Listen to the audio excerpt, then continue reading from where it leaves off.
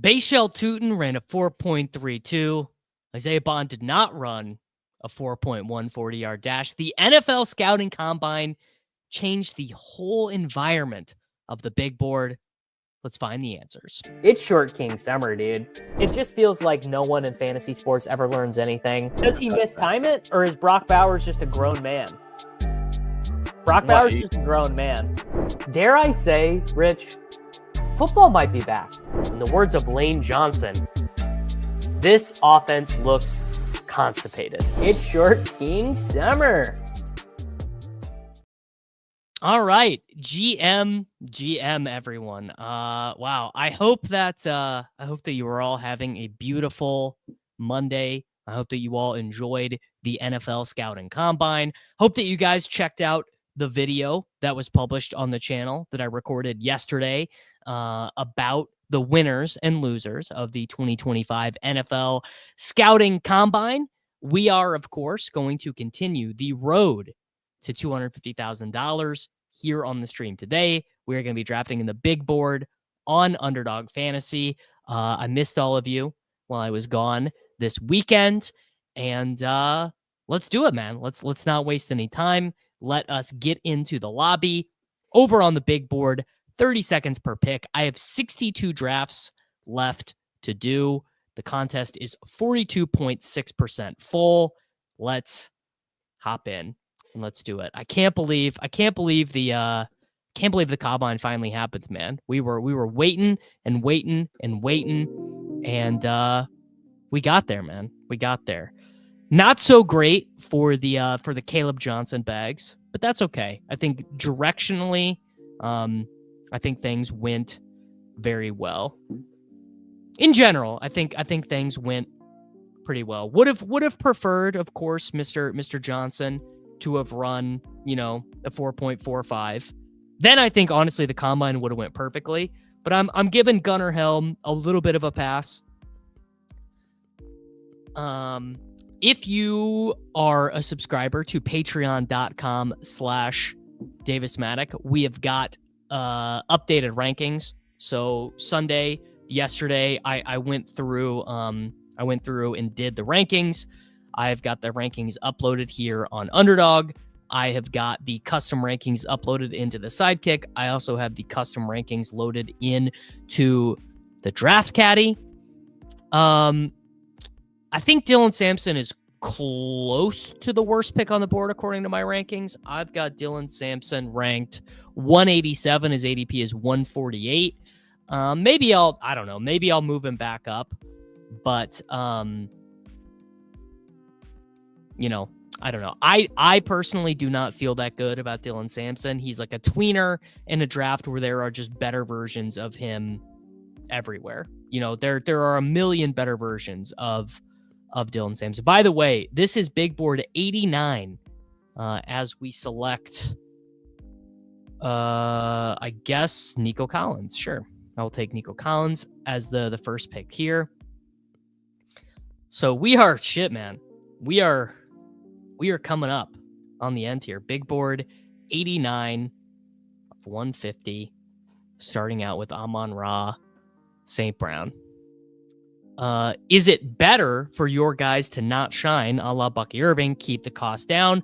Well, I guess it depends on your perspective. I've already done so many drafts that, having done so many drafts, I think I would have preferred my guys to smash mostly. I'd prefer my guys to be set up to be first, second round picks. Do I wish I saved more teams? No, I do not wish I saved more teams. I think I'm at a very good distribution of teams right now, Mr. Nova. I think this is right about where I want to be. How many drafts do you plan on doing before the season? I'm going to max everything in the lobby. I will be maxing every contest. I guess probably not the high stakes stuff, but so I'm actually going to take McCaffrey on this team instead of Bowers. I think my ranking is right there, but I'm not going to have very many opportunities. This makes sense. I'm not going to have very many opportunities to take McCaffrey after ADP because that's just how it works. Whereas I have Bowers ranked ahead of ADP, and I'm trying to even those distributions out. I'm incredibly happy with the distributions of my rookies. I think I basically got everything right. I got everything but 2 things right. Or 3 things. These are 3 things I got wrong. Caleb Johnson is going to be a little bit of a faller because Judkins was so much better than him. Gunnar Helm will be a little bit of an NFL draft faller, and Isaiah Bond is basically undraftable now. Let's see, where did I move Bond down to? So I have Bond ranked 189 after an ADP of 153. Maybe I'll move him back up a little bit, but frankly, that seems about right. I am not really learning Kyle Williams, but you could draft him. I think Kyle Williams is probably draftable. I'm actually working on my. They're not done yet. But my Dynasty rookie rankings will be published today on patreon.com/Davis Mattek. I think there is a chance that Bayshell Tootin ends up being that guy. Torrey Horton, I like Torrey Horton. There was concern that Torrey Horton was not going to be strong at the combine. Torrey Horton ended up being awesome at the combine despite being injured. There was concern that basically Torrey Horton was not going to be healthy enough to run. And then he, I want to say he was like an 8.5 RAS guy. So that's pretty strong for Torrey Horton. So we have Nico Collins, Christian McCaffrey. I am fine with Worthy or Harrison here. Doesn't really matter. 45% Harvey, 40% Giddens. Yeah, you got to feel good. Take Marvin Harrison Jr. here. McCaffrey, Nico, Marvin Harrison Jr. So we have Stroud. We have Kyler set up with McCaffrey as our anchor running back. Most live quarterback for the Jets. Most live quarterback for the Jets. I continue to think it's Jackson Dart, but I mean, shit. It could be... it could be Carson Wentz, dude. I don't really know what they're doing. Yep. Yeah, round 20, Rocket Raheem Sanders. Got to be feeling very strong about that. I think I took like 2 of him or something like that, but I was not real big on him, and that feels like a mistake right now. Sure, Tyrod is totally possible. Stefan has seen our boy 210 up at pick 143. I moved him way up in my rankings. We can analyze that here in a second. You know what? I am not going to take Lamar. I'm taking Jameson Williams. The early quarterbacks, man, it is hard for me. Mac Nova could see the Jets being Tyrod, Milroe, and Stidham. Yeah. 210 could totally take Neal and Scadaboo's spot. Yeah, Harvey, big riser. Honestly, I think this is defensible. I think it is legitimately defensible to take 210 at 115. The ADPs, particularly at running back, these are bad ADPs. Like wherever Scadaboo is, like these are just dust. I've got 210 ranked at 146, and that could be light. But like 210, Neal, Gordon, I moved Gordon down a ton because we got new information. You got to adjust with new information. Wow. My guy Roto Run is Roto running. Make sure that you guys check out the Badge Brothers. If you're drafting in the dance, if you're drafting in the dinger, if you're drafting NBA BRs, make sure that you are checking out my boys over at the Badge Brothers. ADP is a social construct, as my guy John loves to say. I agree with this. Running back 37 to running back 65, you could tell me they should go in like literally any order. I'm not questioning Scadaboo's dog. I think Scadaboo's dog is in a perfectly fine.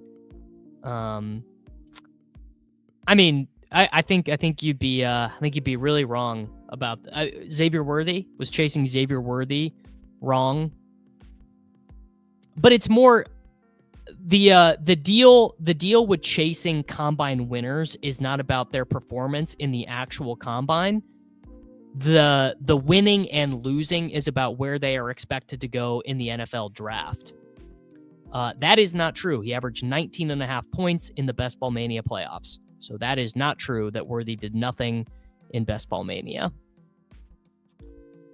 Well, yes, sure. If 210 is drafted by the Falcons, he is certainly dust. I would prefer to take Addison here, and I get him. So there we go. Jordan Addison, welcome to the team. We now have a wide receiver room of Nico Collins, Marvin Harrison, Jamison Williams, Jordan Addison, Christian McCaffrey at running back. Well, yes, if you want to do if you want to do backward-looking analysis and say that Xavier Worthy was a bad pick in the big board last season, I think you'd have a very hard time proving that drafting a wide receiver in the 10th or 11th round is a bad call. But go with God, brother. James Young gifted a membership. I salute you, sir. Wow, I don't really ever take George Kittle, but sure. There we go. So why was I able to get George Kittle there? Is Kittle a faller? I'm going to guess it was because, so Travion went pretty early. Judkins went at 52. Hampton went at 50. So we are seeing some risers there. 100%, I believe that 210 has a good chance at going day 2 after the combine. Yes, Worthy was absolutely brutal in FFPC. I can confirm that. Golden ADP. Let's see, where did I move Mr. Golden up to? So I moved Golden up to 74, and my guess is that is right about where his new average draft position is going to settle.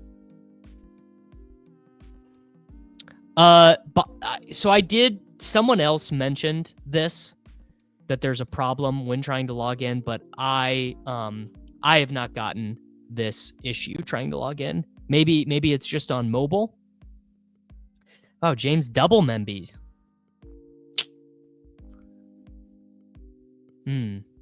Round 5 today in a draft. That is too rich for me, I think, on Golden. I would not take Golden ahead of Pearsall. Wouldn't take him ahead of Reed, I don't think. Man, the board is going to be quite thin by the time it gets back around to me.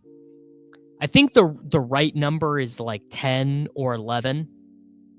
Day 1, running backs gone before the end of the 3rd round.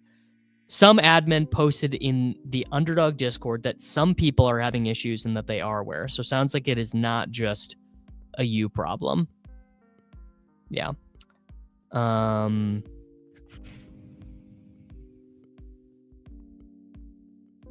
What am I going to do here? I guess the new price on Caleb Johnson is a 7th rounder. Frankly, I will be buying at that. I moved Debo up.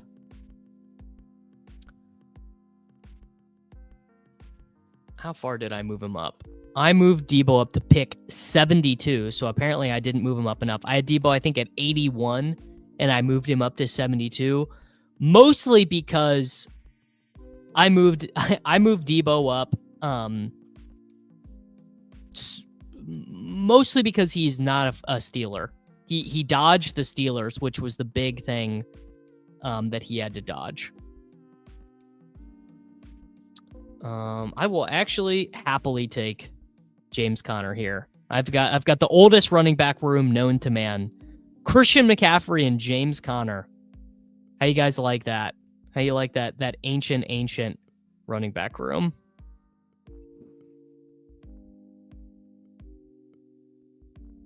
Debo 5-6 turn. I could see that. Sure. Yeah, we can run Dante Thornton Jr. The stacks are going to be the Dante Thornton comps are going to be bad. They're going to be all guys who basically did not work in the NFL, which look, a lot of things that can happen with that.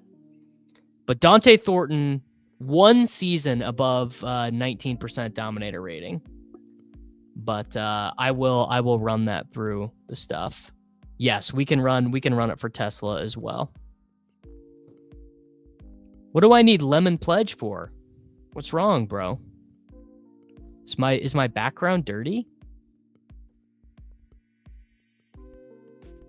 Oh, because my team's so dusty. That's actually pretty clever. All right, I pick at 89 here. How many quarterbacks are going to be gone by my next pick? You know what? In this economy, you got to just do it. I got to take Purdy here. I have McCaffrey and I have Kittle. He was just never coming back around. You got to do it.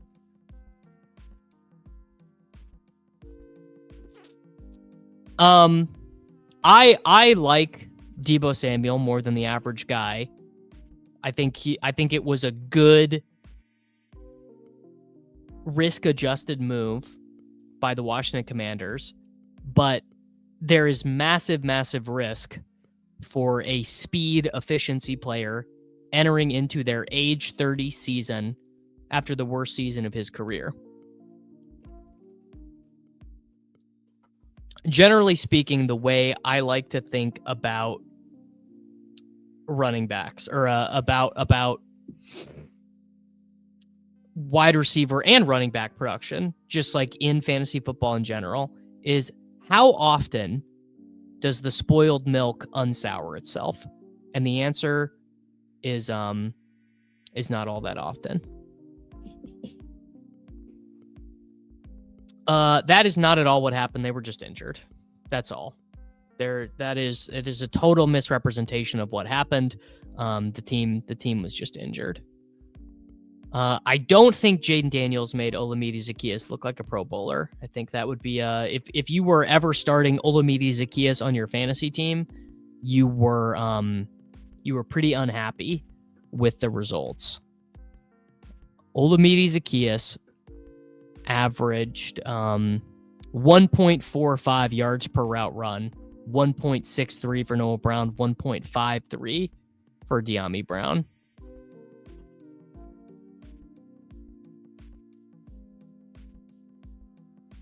I mean, look, don't get me wrong. I'm a big Deebo guy, always have been, probably always will be, but it's not as if it is a guarantee that he is going to return to his former heights. It's very uncommon for speed wide receivers to see the dip.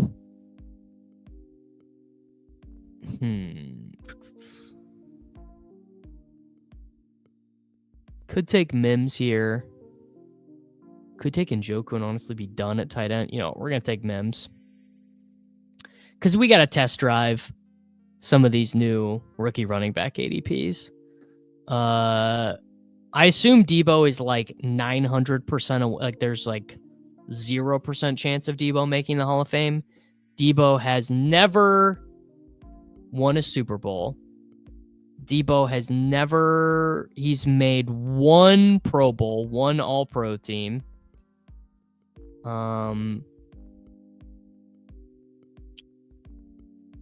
Yeah.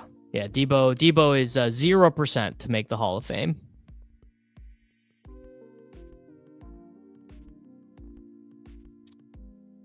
I guess I could just take Stroud here. How far ahead of ADP is this for Stroud? Not really that far at all. All right, I'll take Stroud. So we have Purdy, we got Stroud, we got Christian McCaffrey, we got James Conner, we got Nico Collins, Marvin Harrison, Jamison Williams, Jordan Addison, Marvin Mims, and George Kittle.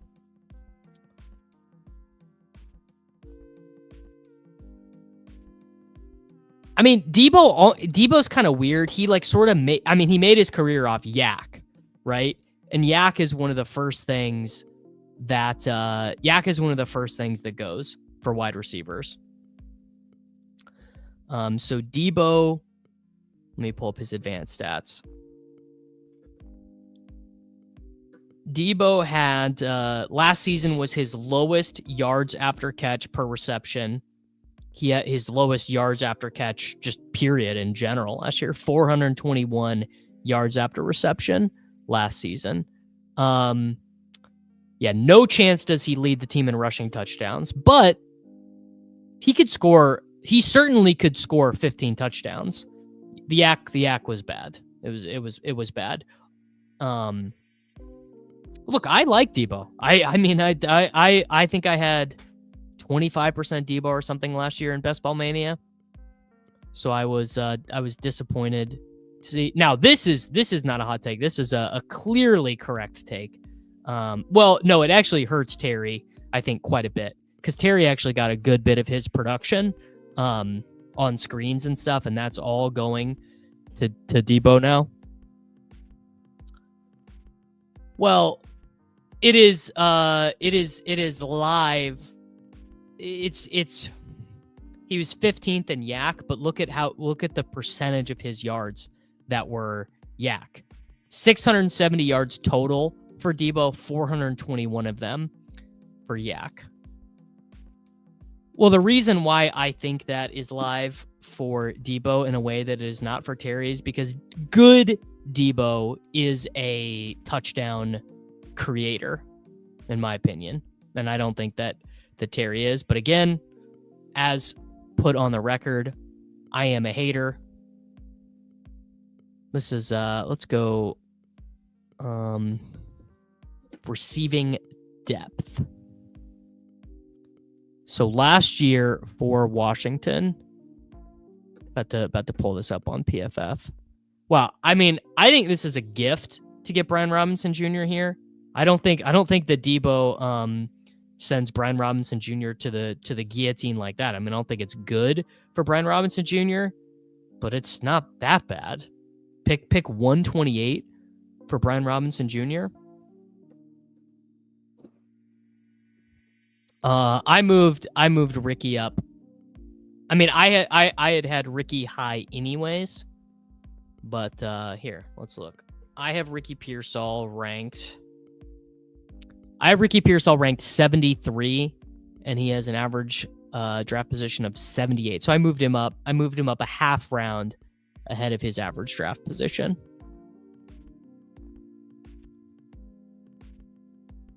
Last season, McLaurin saw 14 targets behind the line of scrimmage, and he saw 51 targets between 0 and 6 yards.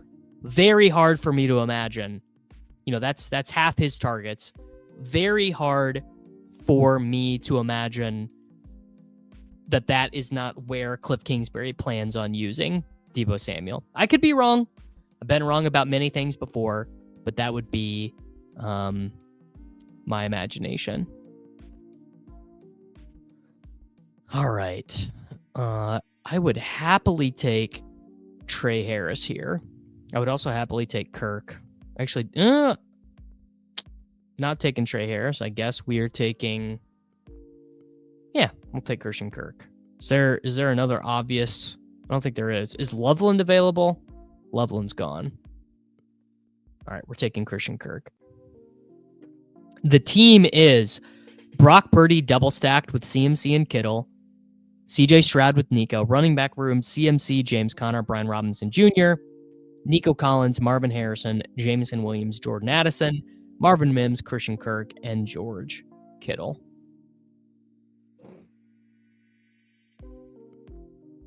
I think fairly high that Higgins re-signs in Cincinnati. I think the 49ers would love to get off of Brandon Ayuk's contract, but I don't think they're gonna find a taker. They also, like, obviously if Ayuk is not on the team, they don't have they don't have a third guy. Frankly, this is insane, but go with God, brother.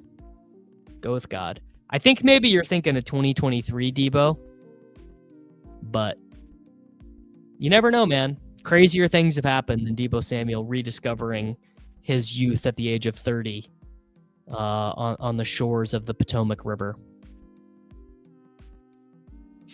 Crazier things have happened. All right, what do I need next? So Dylan Sampson at pick 142. Huge fall for Swift. Pretty big fall for Tajay Spears. Not much of a fall for Scadaboo. Huh.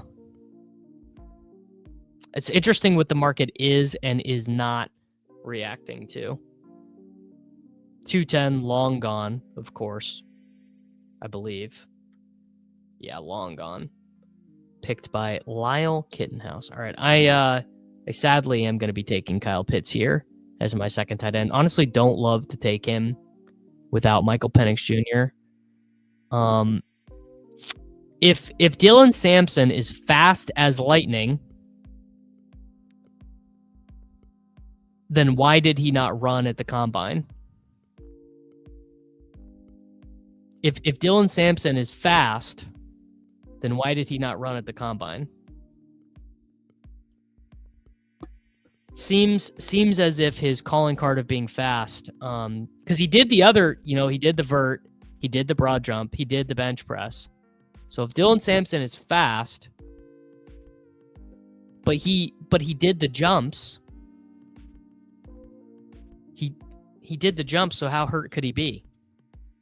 If your hamstring is hurt, why would you do the broad and the vertical? I don't know. What do I know, man? I'm just a guy out here.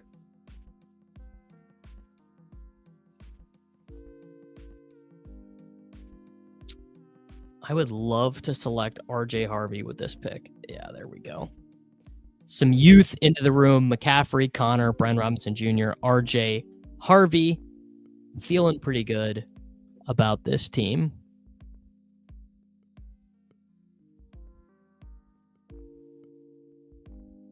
I'm not saying that Dylan Sampson is not fast. I think the answer is that he clearly is pretty fast. Oh, shit. I actually might like Giddens more than Harvey. It's pretty close. Any concern about the small sample size? I mean, I kind of thought Penix was gonna play. So, or I kind of thought Penix was good anyways. Like, I liked his game quite a bit at UW. So maybe I'm not as concerned. Sacrilegious or anyone else who happens to be around. Steph, anyone from legendaryupside.com.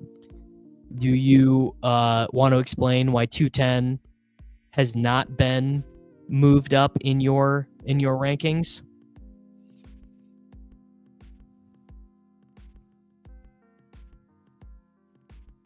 Deebo Samuel is the final Infinity Stone. And that's why the 49ers were so good last year, T-Bear. Yeah. I mean, obviously, he's the Infinity Stone, and that's why the 49ers offense was so good. I mean, I'm worried I did not move 210 up enough in my rankings that I might not even get very much of old Bayshell 210. Yeah, the environment that we're gonna see now is that all of our favorite picks are now gone. So all the guys that we like to draft and who were always there in round 18, round 19, round 20, they're all gone now. They're the big value wave. We were scrolling down for these running backs. We were taking Damian Martinez whenever we wanted. Yeah, that's all gone now. It's all over. I actually need another tight end. I don't really like Algier for this build. I don't even really like Gordon here either. Let's do on this team. We actually need a rookie wide receiver. Let me take Besh. No rookie wide receivers yet on this team. Who do you think is the receiver that goes way too high for no reason? I might even need to move because Gordon did not have a super strong combine. He was okay. I don't think he's like a huge loser of the combine. Neil is going to be a faller that I'm still taking, and Caleb Johnson, frankly, a Caleb Johnson dip, like Caleb Johnson in the 7th round is a smash. Yeah, we are still having a Swolecast this week. There will still be a Swolecast this week. Soccer Dave is in charge of getting the guest. In fact, let me remind him right now. Let's see if Dave gets a guest. I believe we are still able to get our boy Jalen Noel. I moved him. I already had him ranked ahead of ADP, but I think I've moved him up even more now. Yeah, I moved him up to 192. He is still available. Third quarterback here. Does this team make sense for Darnold, or should this be a dart team? Could really actually go either way. Maybe even Harold Fannin Jr. here in the 16th round. Yeah. All right. We'll take Sam Darnold. We will mix it up a little bit. I've been taking so much of Jackson Dart, a little bit of natural diversity there. Yeah, of course. No guest. I did just message old Soccer Dave. We'll see if he pulls anything out of his hat. I'm sure he won't.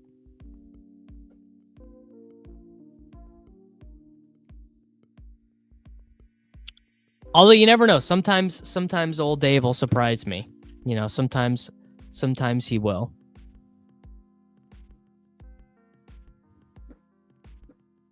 He does show up for the members only show without fail.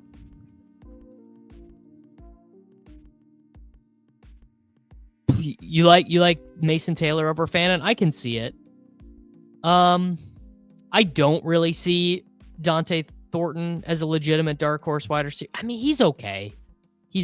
I meant to hold on. Let me run him through the road of his prospect box score scout. Dante Thornton Jr. What do we think? What do we think his number one prospect score is going to be? It's probably not going to be great. Dante Thornton Jr. Frankly, I watch a lot of college football and play a lot of college football DFS, and I had never really heard of this guy. All right, I'm going to give him draft pick 100. He weighed in at 205, and he ran 4.3 on the nose. So aesthetically pleasing when they run it right on the nose. I thought this was stupid. Why would you, if you're the Arnold Palmer, why would you not want Spieth and Ricky to play? Tuttle would be a good guest. That is true. Tuttle would be a good guest. All right. Just need to keep hammering the running backs here. We can save tight end for the very last pick. Mr. Baby Stevie. Please do not be woke to Brashard Smith Jr. Feels like Baby Stevie might be woke. Yeah, very, very, very Bryce Ford Wheaton-ass pick.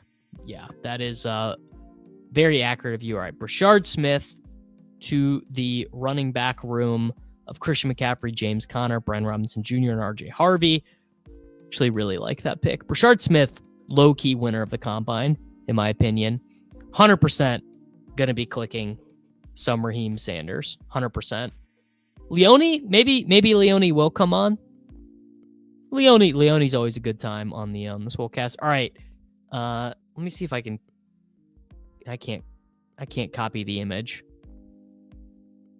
The number one comp on the prospect box score scout for Dante Thornton Jr. is Taylor Price, a guy I've legitimately don't ever remember hearing of. Kealoha Pilares from Hawaii, Gary Jennings from West Virginia, Jacoby Ford from Clemson, Louis Murphy from Florida, Joaquin Iglesias, who I do have great memories of from the University of Oklahoma, Devin Duvernay from Texas, Ryan Swope, Ricardo Lewis, Paris Campbell. So there you go. Paris Campbell, the only real NFL player in those comps. We now need another. Damn. Actually, I'm gonna take Trey Tucker because I already took Darnold, and that's my Raider. So Trey Tucker in the 18th. So basically, not the comps you want. Let's just for shits and giggles, let me give him a draft pick of 35. I don't think this is gonna happen, but let's see. How did my boy Nick Nash do? I actually did not see if he ran or anything. I was hoping he would have had a good day. Maybe he didn't run at all. Nick Nash weighed in at 203. 4.5, honestly, better than I would have thought. Not a great vert. 1.54 10-yard split. 10-3 broad jump. He was fine. So basically, he had a fine combine. All right, if I do the, okay, exactly what you'd expect. So if I change the draft pick to 35 instead of 100, you get Philip Dorsett, you get Kadarius Toney, Paris Campbell pops back up, Dante Pettis, remember him, Jonathan Mingo. Ladd McConkey does show up, which is sort of interesting. Tyquan Thornton, Muhammad Massaquoi, and Devin Smith. I did not see the Mason Taylor gauntlet. Did he kill it? Was he good or bad in the gauntlet? Who's the guy I said I wanted to take some of that I don't have any of earlier? I was literally just thinking about it, and now I lost it.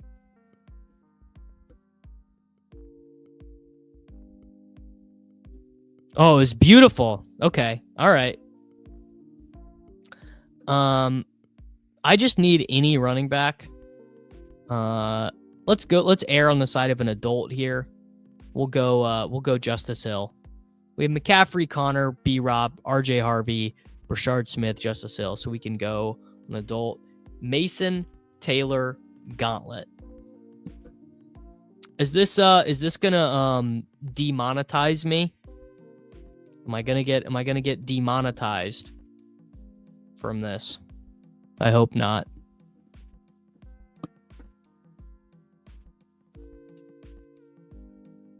Mason Taylor gauntlet. Theater. Go back and make my pick. You know what? I'm taking Brenton Strange. Brenton Strange, come on down, brother. Final team.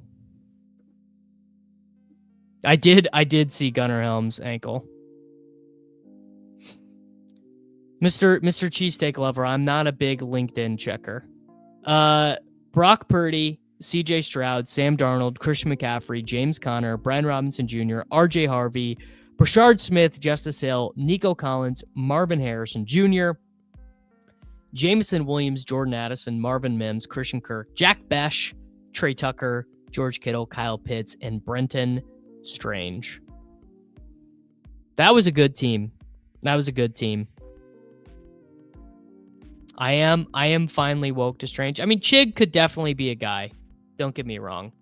Let me see if I can find the Twitter link. Mason Taylor gauntlet. All right, here we go.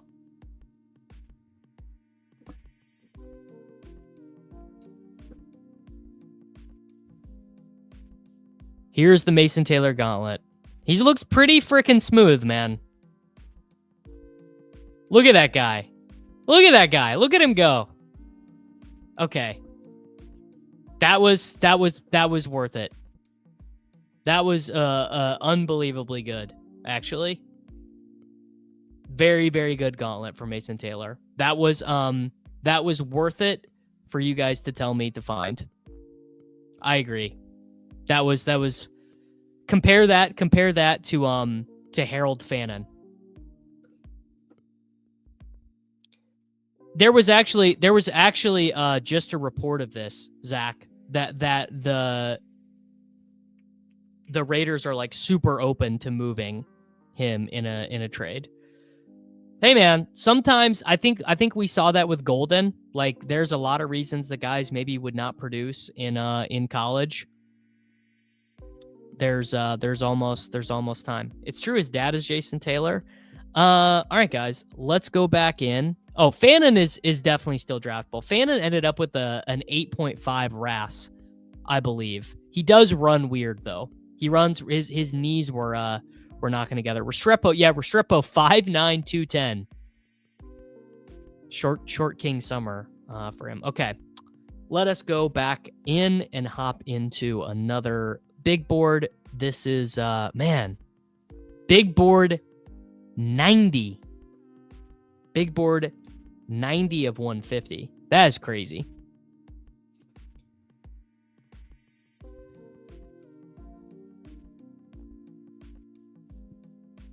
We did it, folks. Big board 90. What it went where'd we get? The 111. Don't love it.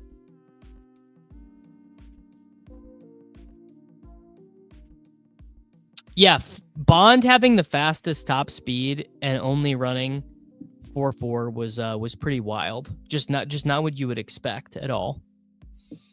I'm definitely Mason Taylor over Royho. Someone said Fannin runs like one leg is shorter than the other. Might be why the sled is going in circles. I could buy it. Tez Johnson running a 4.540 at 150 pounds, but having the fastest top speed. I don't know what's going on with that. I am just so not a Tez Johnson guy.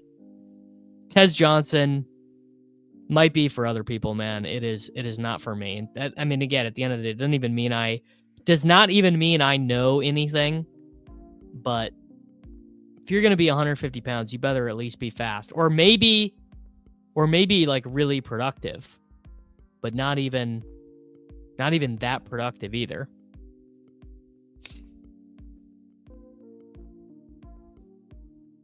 All right, how much friends? We got J Mike in here. We got Voodoo hanging here. We got James Bean. We got Reed. Got Jake. Got the old T-Bear in here. Watch out, dude. Debo's going at the 3-4 turn with T-Bear in the room.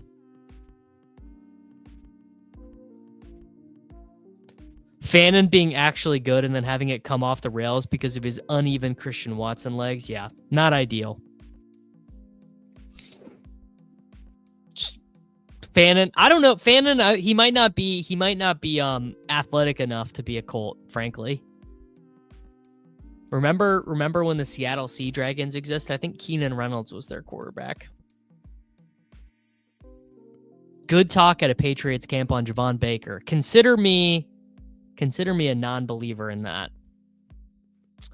I will happily take either LSU wide receiver here. I do not care, really, between the difference of Neighbors and BTJ. I will happily take BTJ, and then I will happily select Ashton Genty. No way is T-Bear taking Ashton Genty. Yep, classic.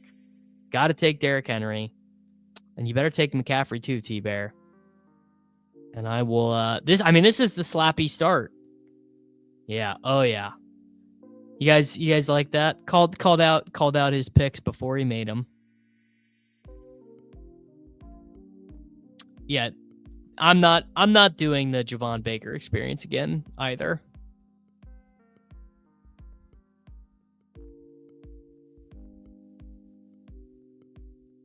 Brian Thomas Jr., Ashton Genty. Boy, do you love to see that slappy start.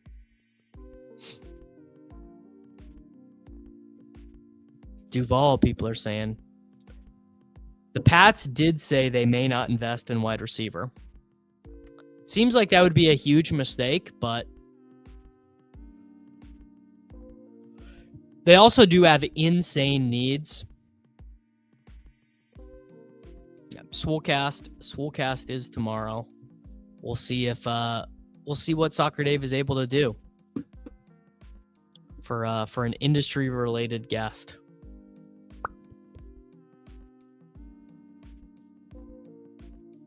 So I guess honestly, if you want Judkins from the turn, you got to take him in the 5th. If you want Judkins and you're picking from like 6 to 12, you got to take him in the 5th because he is not locked in to come back to you.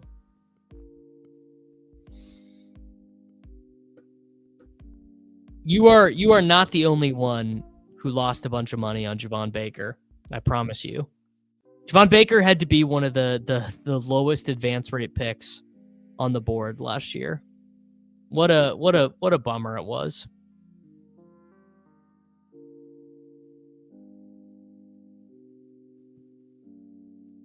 Wow, Worthy goes at pick 27. And Marvin Harrison Jr. goes at pick 26. Slappy ass room. I might not be able to recover on this one. Hit me up. Hit me up, brother. Send me a little notey. My Pat's going to be booty if we don't get a wide receiver. That's a good bit. That's a good bit, Michael. Oh, because he got pulled over and went live on Instagram right before the season started. I don't know if it's a me problem, but I'm not seeing the top 10 hype with Warren. Prefer Loveland. I think it's totally reasonable to prefer Loveland. I honestly will probably just defer to the NFL on that one. But actually, again, at the end, it would not surprise me if Loveland ends up going ahead of him in the NFL draft. Really.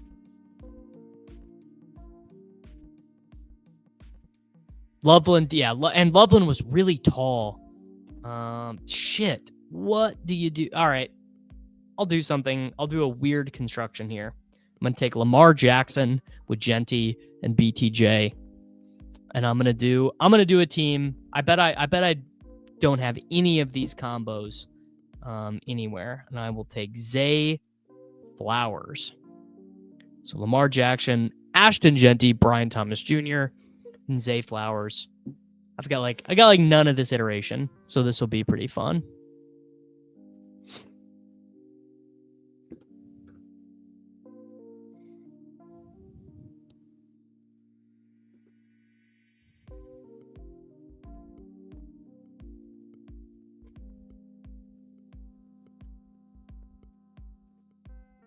Where do I get my ideas? It's hard to say. Exactly. I agree. I think the Lamar Zay combo is very awkward to get because Lamar goes a little bit too early. Flowers goes a little bit too late. Like, you have to take them out of order. Although Lamar was right there in my rankings. I'm going to be behind at wide receiver in this one. We just saw Adunze go at 41. Worthy went at 27. Marv went at 26 in this one. So BTJ, Genty, Lamar, Flowers.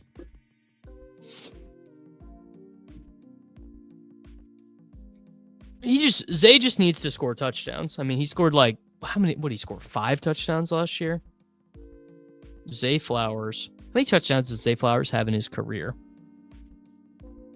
4 touchdowns last year, 6 touchdowns as a rookie, 10 touchdowns total. Yeah. So Flowers, I mean, if he finds his way into a 9 touchdown season, you're obviously feeling much better.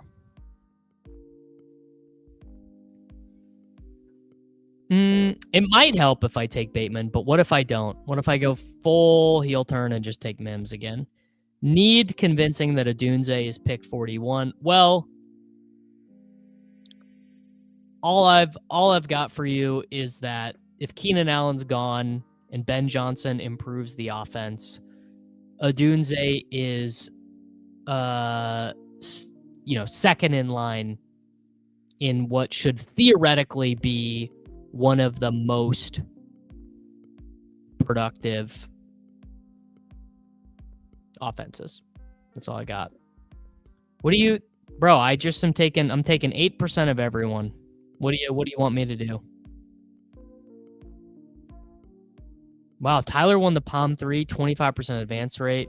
Would love to guest and drop some intel. All right, Tyler. Let me talk to your agent, man.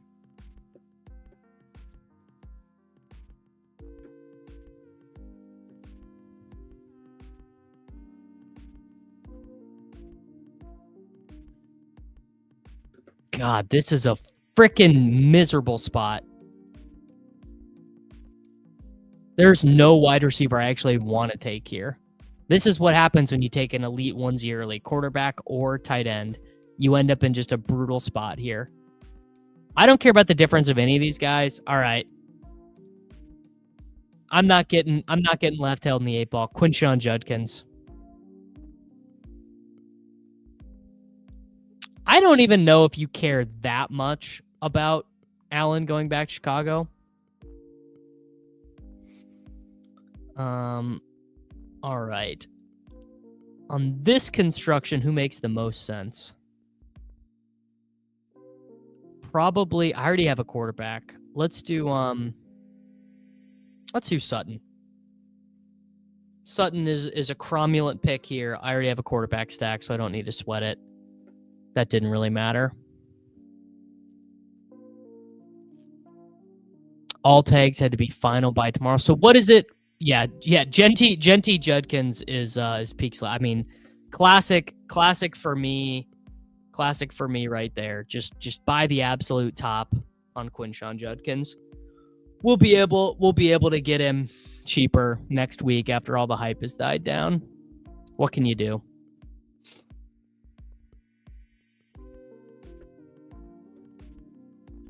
Yeah, I would not think Higgins is going to play on the tag. I mean, I like Knicks. I like Knicks just fine for fantasy. I don't think I am just like slamming Bo Nix. Like, frankly, I think his price is probably not great. Like, I like in a vacuum, I might even like Purdy more. But basically, all those guys in that window are fine. It sounds like there was just a report. Let me see if I can pull it up. There was just a report that came out about Michael Mayer. I don't remember which writer wrote it.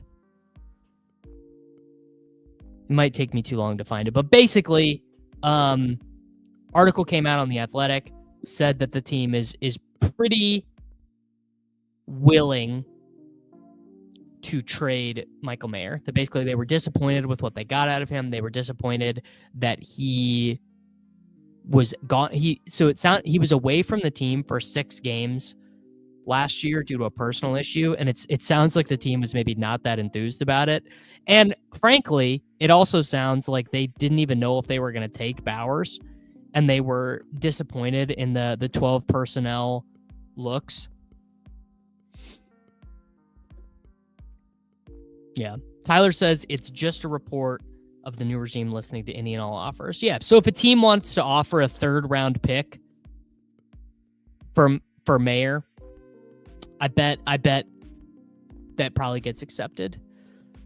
The Venn diagram of Brenton Strange and Michael Mayer drafters is just going to be 2 overlapping circles. Well, I did just take Strange on the last one, and I have yet to select. I don't think I've taken Mayer. Maybe I have. All right, what a shame. What a shame. Josh Downs goes. What do I do? What do I do? What do I do? What do you do? Do you just take Shaheed? Do you just eat it? I'm so far behind at wide receiver if I don't take Shaheed. Yeah, I am. That is a good lesson in an avalanche room to not take a quarterback. That's what happens when you get buried by the avalanche. You know, don't complain.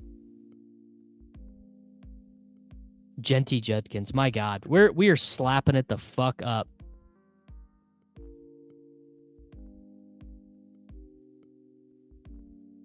I guess I just take Andrews here.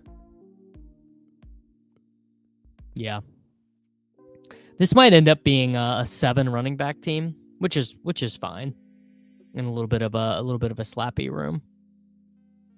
Strange was specifically mentioned by the GM, 100%. All right, we got the Lamar, Andrews, Flowers all in. Shaheed is your wide receiver 4, down bad.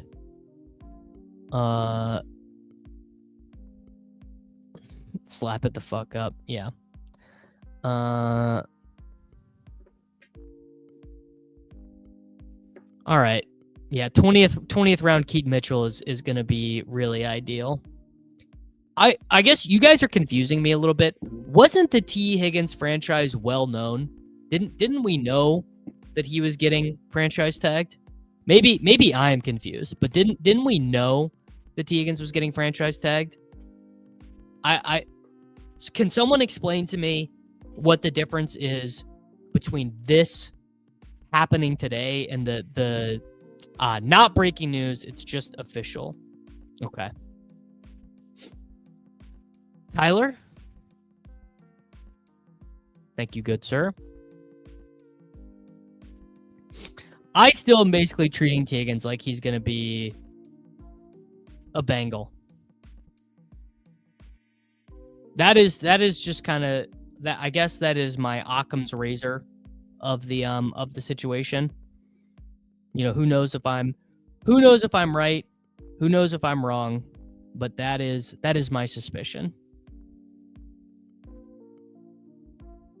It makes the most sense for the Bengals when T. Higgins misses 6 weeks because he is pissed. Well, I think it's again, if I understand it right, this is the non-exclusive tag, which gives them more time to negotiate whatever Higgins' contract would be. So I suppose, damn, I was going to take Bo Nix if legend Swaggy did not take him there. Whew, I am not loving this team. The last team was pretty strong. Not loving this one. Najee is a pretty good adult pick for this team, frankly. All right, come on down, Mr. Bateman. All right, we're just we're out here quad stacking Lamar Jackson. That is true. Their front office is legitimately dumb, and I wouldn't put it past them either. Najee Harris, welcome to the team. Lamar Jackson, Ashton Genty, Quinshon Judkins, Najee Harris, Brian Thomas Jr., Zay Flowers, Cortland Sutton, Rashid Shaheed, Rashad Bateman, and Mark Andrews. Man, I'm going to have a hard time building out stacks here because I just keep taking Ravens. Thing everyone seems to know but not discuss is the inevitable Pickens holdout /in. All right, let me check. Steelers cap space. What do we think the Steelers got for cap space? Sorry, this is the Steelers on over the cap. So they right now have $59 million of cap space with only 2 players making over $20 million. So it feels like they probably can pay him. My read on the situation is that they probably could pay Pickens. T-Bear loves his team. Let's see if T-Bear's team is any good. So he starts out with 3 running backs, then takes a quarterback. He takes Debo 15 spots ahead of ADP. He takes Jerry Jeudy as his wide receiver 2. He takes Jonnu ahead of ADP. He takes ETN 30 spots ahead of ADP. Keenan Allen is his wide receiver 3. Christian Kirk is his wide receiver 4. That's T-Bear's team. Certainly not a team that I would draft, but maybe that's what you need to win. If the Steelers don't pay Pickens, they legit won't throw a pass over the line of scrimmage next year. Well, hey man, if you're a Justin Fields drafter, if you are a Justin Fields drafter, this is a good question. Let's say you have 40% Justin Fields in the big board. Do you even want them to have Pickens, or do you want them to basically run the fucking wing T and just run the ball 47 times a game? Savion could definitely be a Steeler. Jets apparently talking to both Russell and Fields about signing away from Pitt. Maybe prefer Fields, so it could get interesting because Pitt doesn't want Russ back that much.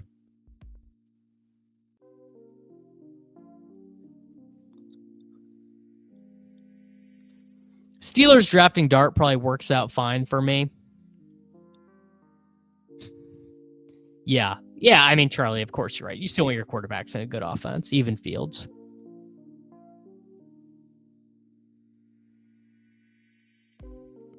Justin Fields and Amari and Hampton college-style offense is going to have Arthur Smith torqued. Wow. Bayshell 210 to Subhata 8 at pick 122. Bengals and Chase far off, according to Diana Rossini.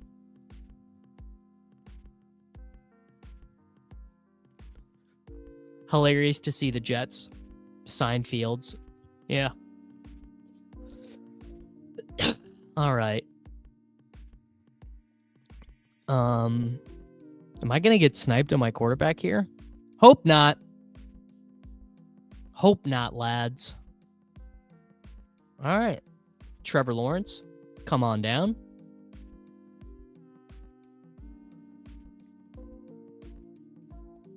Thank you, Mr. Lawrence.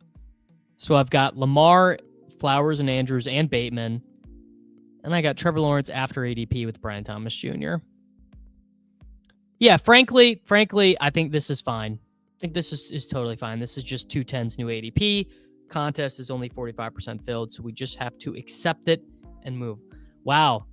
Underdog just sent WFN a letter of congratulations. He was the first person to ever draft our boy, Mr. 210. All right. What do I do here? What to do? You know what? I've already got these stacks set up. I'm taking Dalton Kincaid.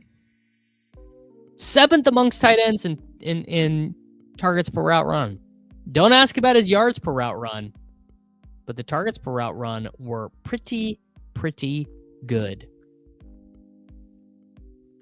Lamar Jackson, Trevor Lawrence, Ashton Genty, Quinshawn Judkins, Najee Harris, Brian Thomas Jr., Zay Flowers, Cortland Sutton, Rashid Shaheed, Rashad Bateman, Mark Andrews, and Dalton Kincaid. All right.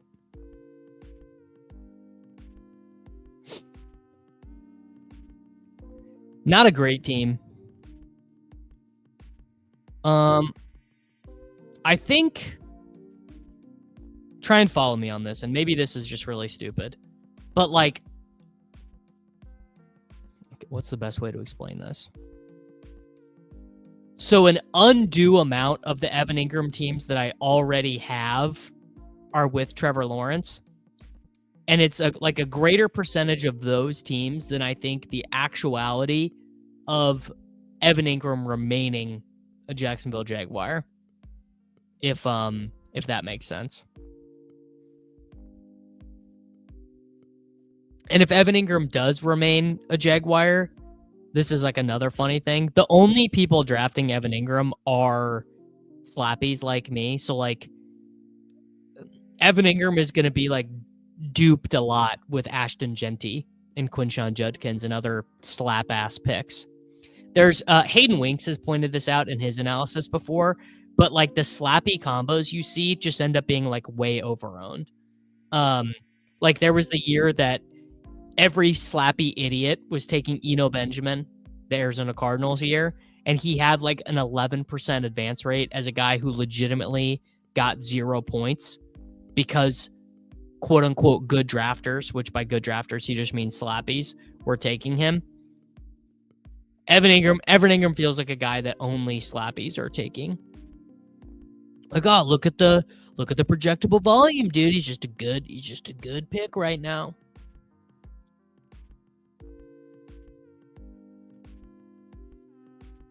Wow.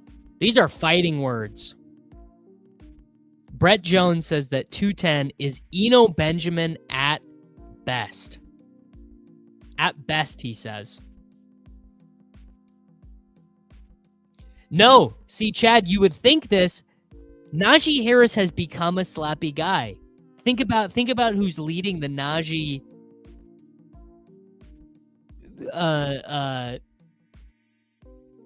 who's leading the Najee parade.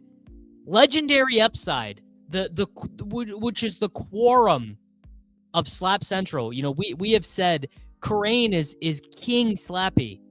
They are above market on him. God, what do I do here? You know what? I'm just gonna take. Oh God, I'm stuck. Jordan Whittington, sure, whatever. I did not really know what to do there. I was too busy making my Slappy point.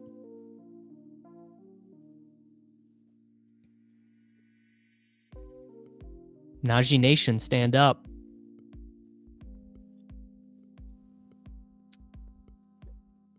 Definitely need a running back. All right, Blake Corum, I'll bite. Sure. I don't even really believe in that one, but he's fine. Najee is destined to bring Slappies and RB Bros together to bridge the great divide. We're finally there. Yes, this is true. Lost in the 210 hoopla is my other boy, the lovable Taj Brooks. He had a much better combine than anticipated. Bobby said whenever he hears 210's new pronunciation, I think you're saying 210 as in the 10th pick of the second round. I like Tootin way more, but my old man, Soccer Dave, went to the Virginia Tech Hokies website and checked the pronunciation, and it is legit 210.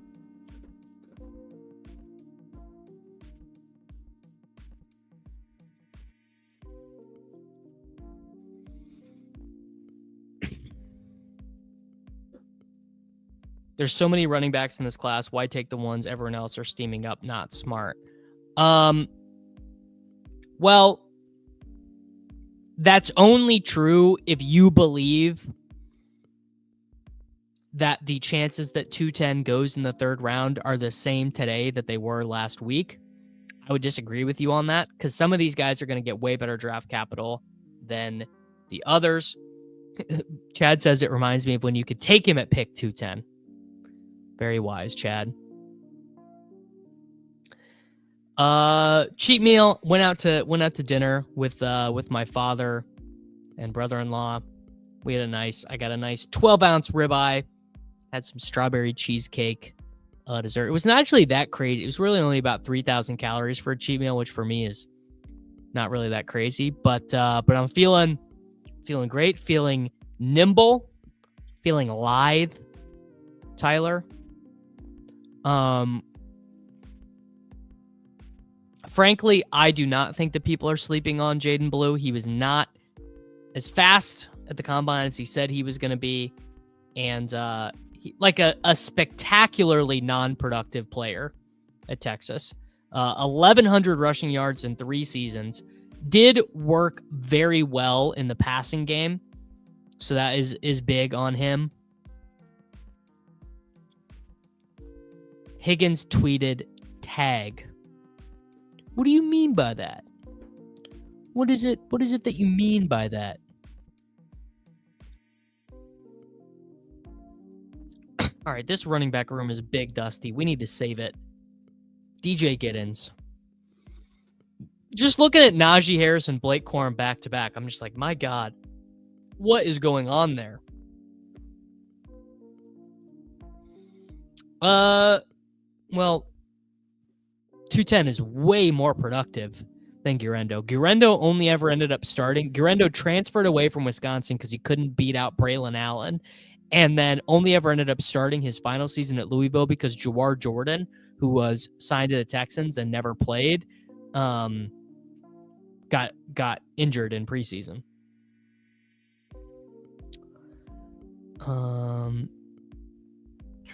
What do we do here? I'm going to take Derek Carr because I got a Shaheed here.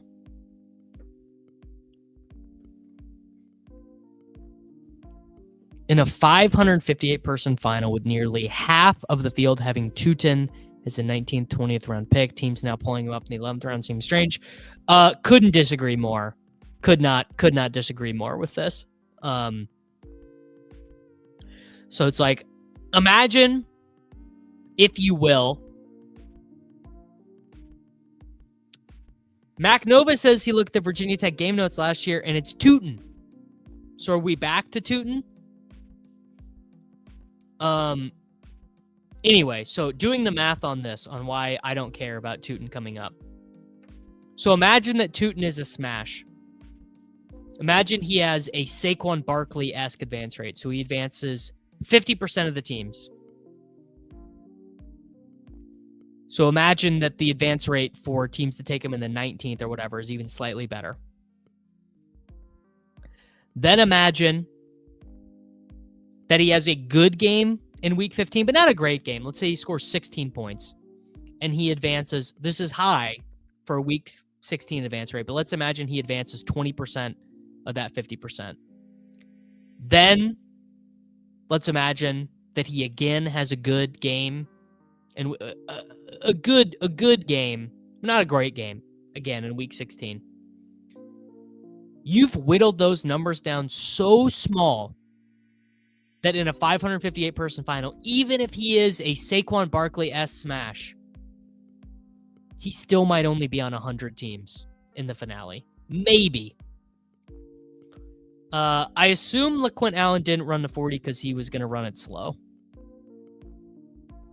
Yeah, I love LaQuint Allen. I really liked him, but you gotta skate where the puck is going, and I assume he did not run because he would have been slow. He did the vertical jump, he was fine. He did the broad jump, he was fine.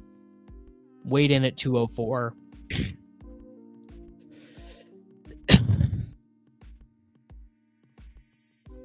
Only 3 teams advance, and only one can have 210 before the 1-10 rounds start. Yeah.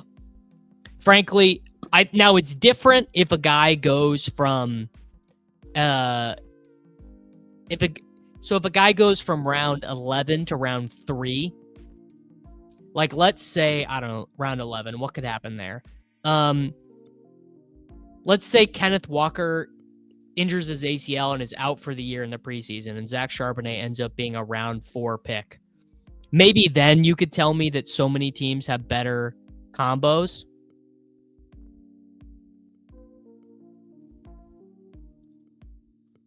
Well, Gabe Davis, Burgundy Bets, I'm confused. That's a lot of imagining going on. Barkley level advance rate, which has never happened before. So then you're saying that even less teams would have Tootin. I was trying to give you a scenario where your scenario mattered, where 210's cost mattered.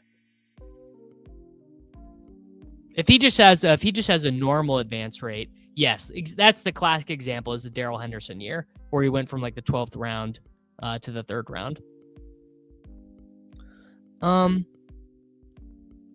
This is a good team to take Elijah Arroyo. Yeah. As the 3rd tight end.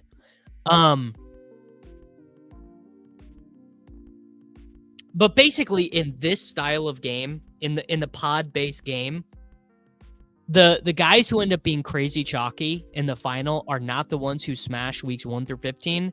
They're the 1 through 14. They're the ones who smash in week 15 and week 16.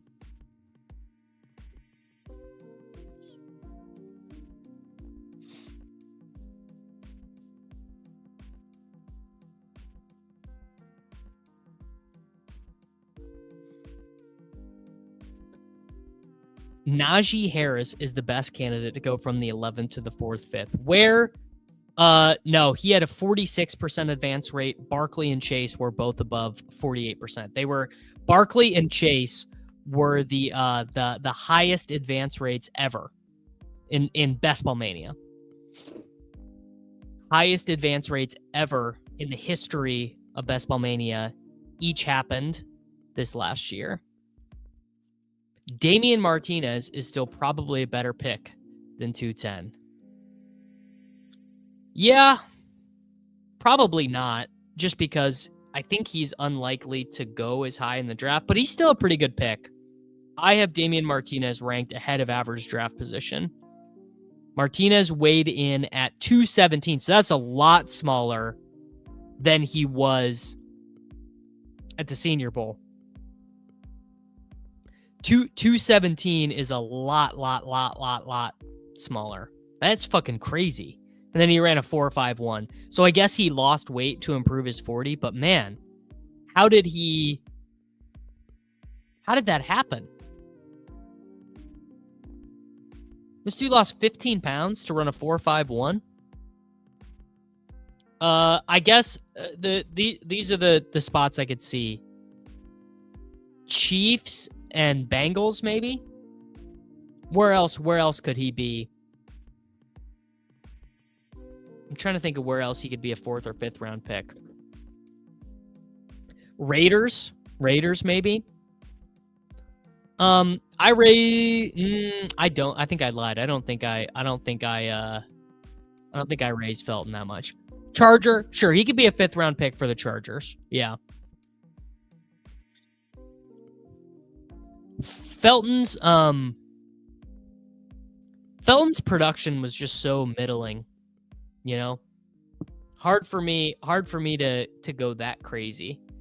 Running backs tend to be the better athlete risers just because carries are given, not earned. Strong disagree with this. Trevor Etienne just kept getting benched at Georgia. I guess he was pretty athletic, but why did he keep getting benched? Never more than 131 rushes. Dallas, sure. Yeah, he signs with Dallas. It could definitely happen. You're right. All right, we have a 3-5-7-3, so we need one more running back, one more wide receiver. I will you know what? I'm going to placate. I'm going to placate Brett. I don't even think this is that good of a pick, but I'll take him. Too many rookies. Classic. Too many rookies. Trevor Etienne. Who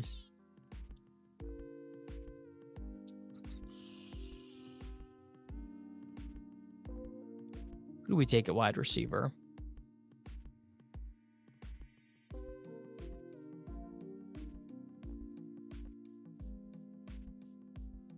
Got no idea who to take. Jalen Lane. Sure. I saw his name at the combine. No idea if he's any good or not. Yeah, Trevor Etienne was not even that athletic in comparison to the rest of the class. Trevor would be going end of the second, beginning of the third had he stayed at Florida. I'm guessing that's not true. So Florida, as a true freshman, he runs 118 times, scores fewer touchdowns, has fewer yards than Montrell Johnson, who, by the way, had a strong combine, 9 receptions for him. 2023 for Florida, he also gets outproduced by Montrell Johnson, also has fewer receptions than Montrell Johnson. 2024 for Georgia, he gets outproduced by Nate Frazier. He does have 32 receptions, which is good for 4th on the team.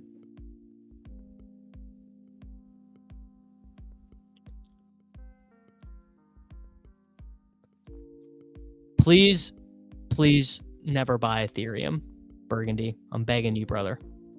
Do something else with your time. All right, boys. Let's final team. This one was not very good. Lamar Jackson, Trevor Lawrence, Derek Carr, Ashton Genty, Quinshawn Judkins, Najee Harris, Blake Corum, DJ Giddens, Trevor Etienne, Brian Thomas Jr., Zay Flowers, Cortland Sutton, Rashid Shaheed, Rashad Bateman, Jordan Whittington, Gabe Davis, Jalen Lane, Mark Andrews, Dalton Kincaid, Elijah Arroyo.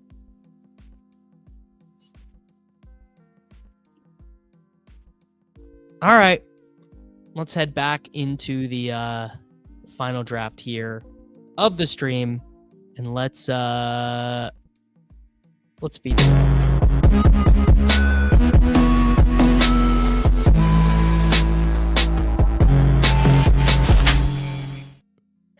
Got the 112 on this one. I'm not a crypto guy. I'm a Bitcoin guy. Big difference there, sir.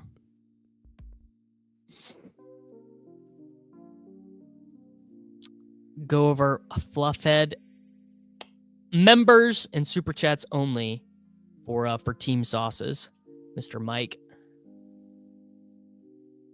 I also there are a lot of rookies who threaten his role, but it's a really weak running back class, and the running back class being so weak is what is going to allow Najee to get a bigger contract than people think and a better role than people think. Some team is going to be like, you know what?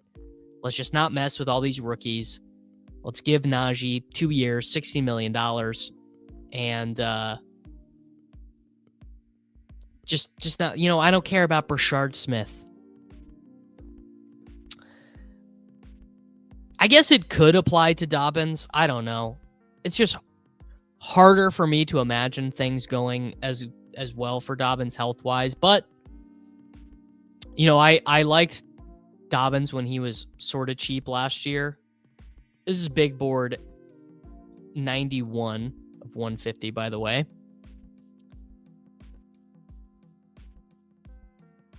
I'm not really in on Chubb.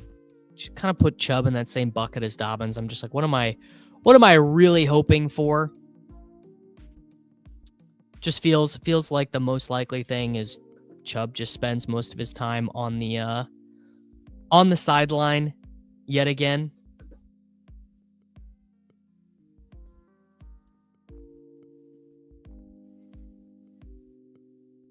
I just need one of these guys ahead of me to make a weird pick so that I can get 2 of the good wide receivers. Oh no, we got an auto drafter. Wow, Travis. Catching the stream all the way from Italy. Wow, I do. Oh, man. All right, Genti. I don't think I have this combination at all. Genti and Drake London. Fairly slappy start. That can't be that popular of a combination, though. Those guys are more likely to be second-round picks in general. I'll take it. Man, don't love being stuck. Oh yeah. Well, handcuffing in general is bad. Like, you don't just want to do it like, what's the right way to explain this? So if the cost is good, totally makes sense. Like, if you could do Derrick Henry and Keaton Mitchell, sure, because Keaton Mitchell is like totally free. You wouldn't want to do it with like, so an example from last year was like Brian Robinson Jr. and Austin Eckler, where they were both kind of expensive, or A-Chain and Mostert, where they're both really expensive. Obviously, there are spots where it can totally work, but it's all related to cost. Like, I wouldn't do Kenneth Walker and Zach Charbonnet.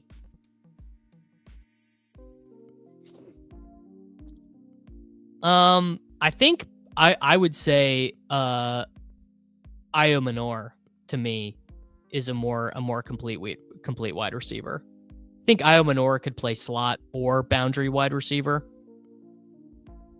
I moved Io Manor up my rankings. I was pretty impressed by him at the combine. McCaffrey Guerrero is an example of one I wouldn't do because we just have no certainty.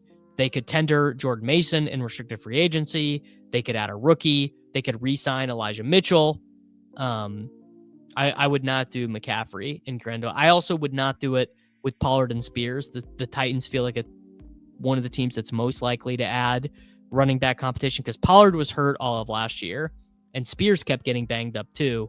And I mean, we know that the Callahan coaching staff is really like to run the ball. Yeah, I definitely disagree with the idea that if they re-signed Mitchell, that he would be the third.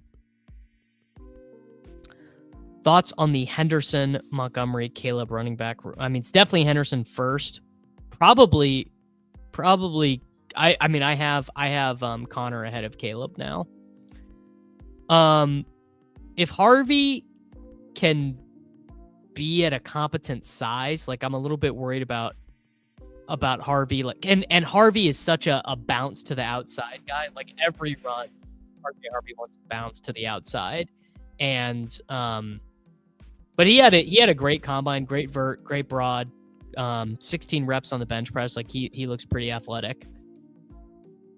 But I don't know, man. Tootin just really looks like an NFL running back to me. Fuck. God, I hate this turn here. Devonta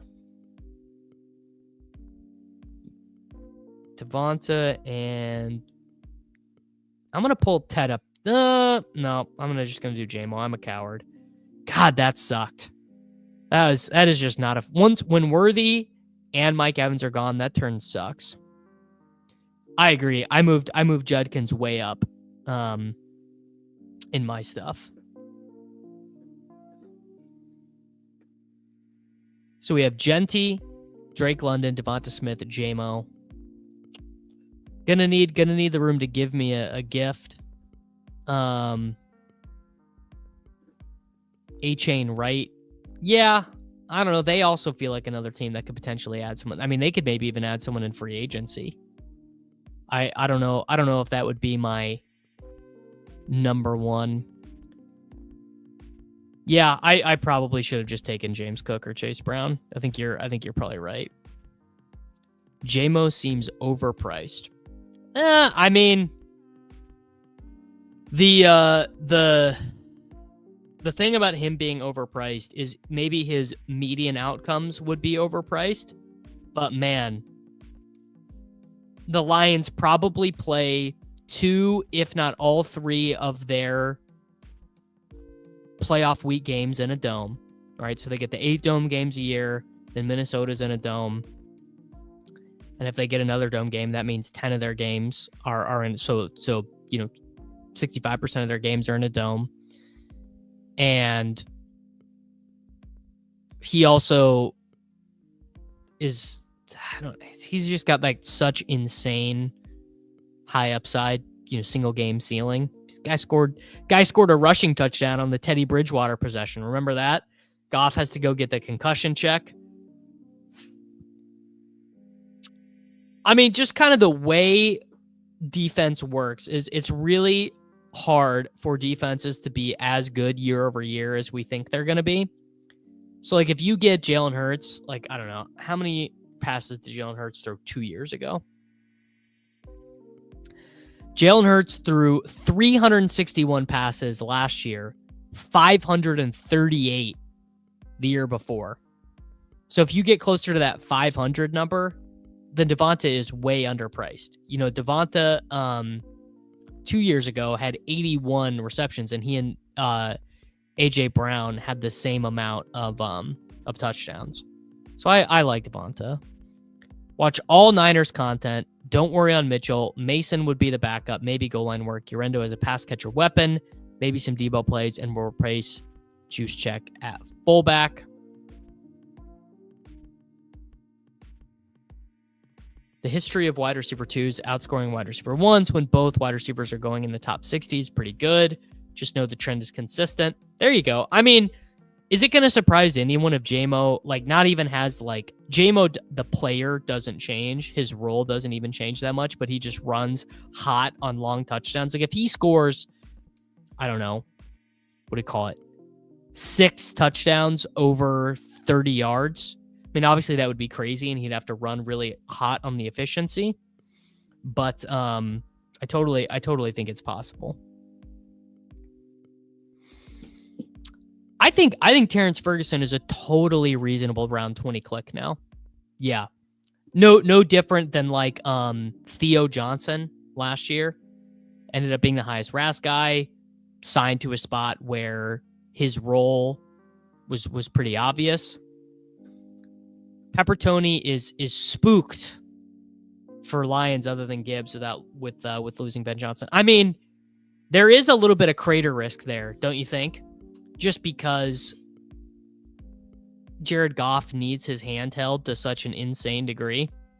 I can see it. I can definitely see it. Bobby had a dream that St. Brown tore his meniscus. To me, the most likely thing would be Daniel Jones signs somewhere as a backup. I don't think he would get signed as a starter.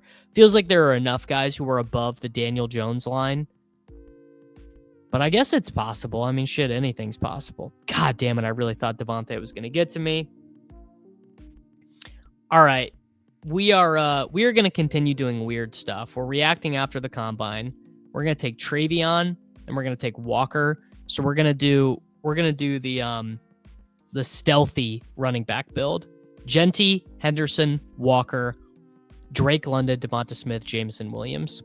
If Drake London is not him, this team is dust.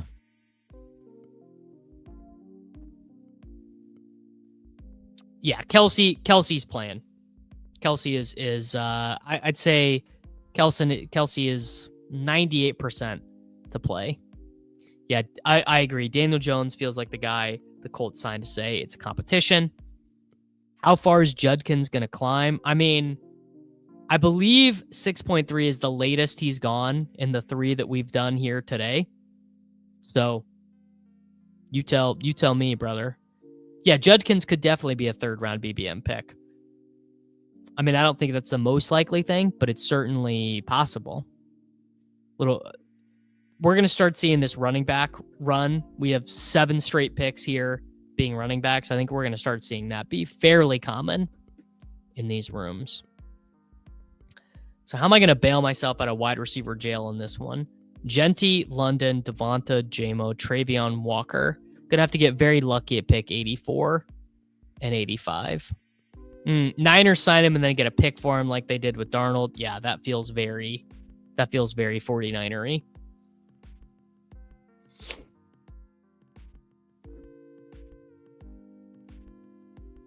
Guys, we have so many auto drafters. We got multiple auto drafters here. I need everyone to wake up. We got good men auto drafting in these lobbies. We got good men auto drafting Jerry Jeudy. Golden normally, I think Golden's new ADP is well above 84. They might be autoing off ranks. They might be, if someone's autoing off ranks, it's possible. Had a 90-minute little board. Just unbearable. I think Pacheco is clickable.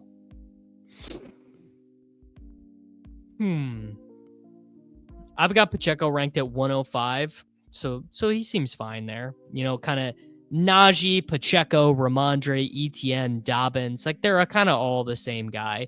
Like, whichever one of those guys in that range dodges the rookie running back. You know, I don't know. I don't know who is going to dodge the rookie running back, but someone in that range, right? Najee, Pacheco, Ramondre, Etienne, Dobbins, Sharbs, B-Rob, Bigsby, Swift, Benson. One of those guys, maybe 2 of those guys, is going to dodge the rookie running back bullet.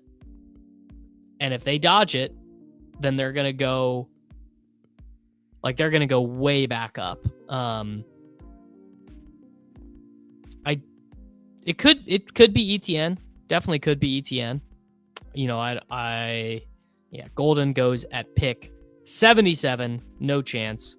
My whole queue here is going to get absolutely decimated. No wonder I end up with so much Josh Downs, dude. You guys are jackals with these wide receivers. Golden is my 2nd highest exposed wide receiver. Yeah, gotta be feeling good. Who is TWJ? Tez Walker Jr. TWJ. I don't know who TWJ is.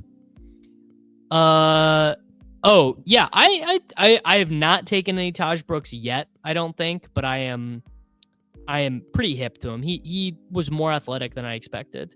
He's like a reasonable 4th round pick. God, this is gonna end up being a Darnell Mooney team. The grossest words in the English language. All right, Downs, and you know what? All right, I'll take Mooney. Downs and Mooney. This team stinks. Probably should have taken one of my quarterbacks there. What can you do? Yeah, Downs is definitely the break glass. It's the Downs line. Montrell had a very strong combine. He ran a 4.42. So I think Montrell definitely. Yeah, Darnell Mooney ass team has been set on these airwaves at least once prior. That's for sure true.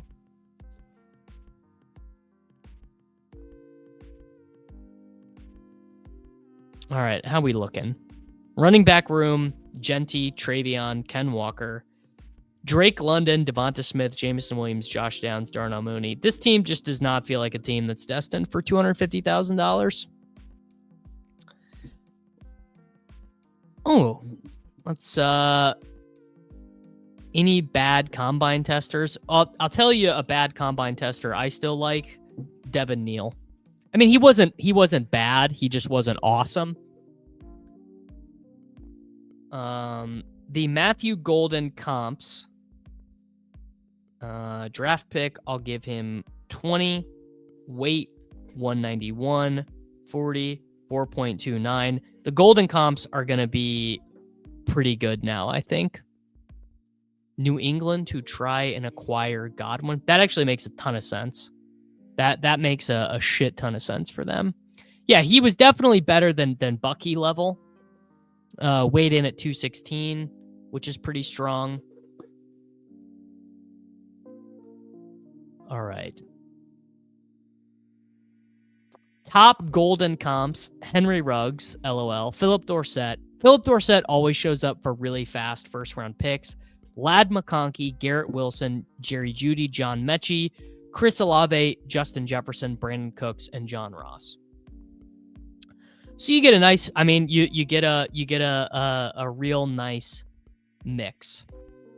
Oh, I have a lot of Josh Downs. I love Josh Downs this year. No, I do not do Sharbs and Kenneth Walker together. Damn. Just realized. Well, don't say anything. Downs, Jennings, Ayuk, Ricky, Kirk, Ingram, and Bryce. Yeah. The Bryce Coker, Bryce Jatavian, those are really out there. All right, man. Good luck. Do not take Jared Goff. I'm begging you. Hell yeah. Hell yeah. That was a good run there. And you know what? I'm taking Kelsey too. That was a good turn. So that kind of buried me. That kind of took me out of the hole I was in. Bailed me out at a quarterback and at tight end there. So we got Goff with J-Mo, Genty, Travion Henderson, Ken Walker, Drake London, Devonta Smith, Jameson Williams, Josh Downs, Darnell Mooney, and Travis Kelce. If I somehow get sniped on Michael Penix Jr. on this team,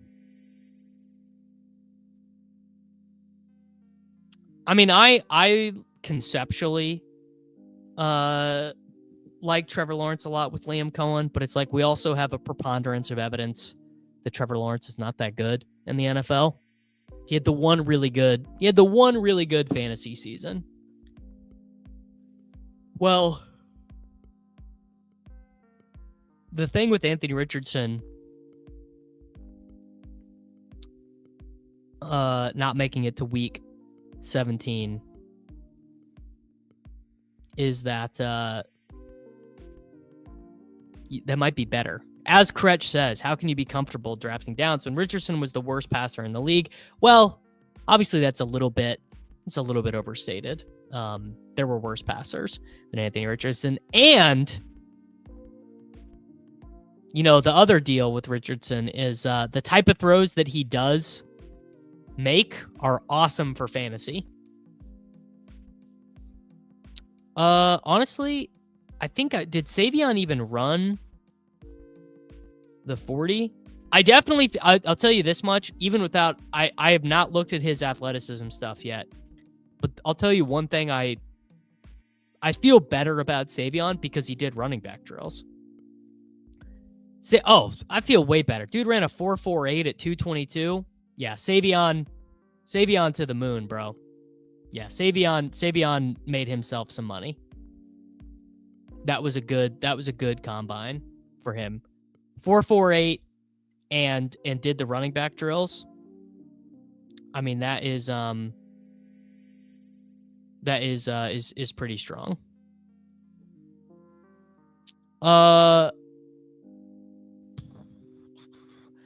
Probably Richardson, just because I have greater confidence in Richardson starting at least in week 1. But I believe Richardson and Fields are my 2 and 3 most drafted quarterbacks. Yes, we just got a martingale the Visk archetype. Do we think Savion can end up being the ship chasing clip? It's definitely possible that Savion can end up being the ship chasing clip. I don't know if he would be my official guess right now, but definitely there's a chance.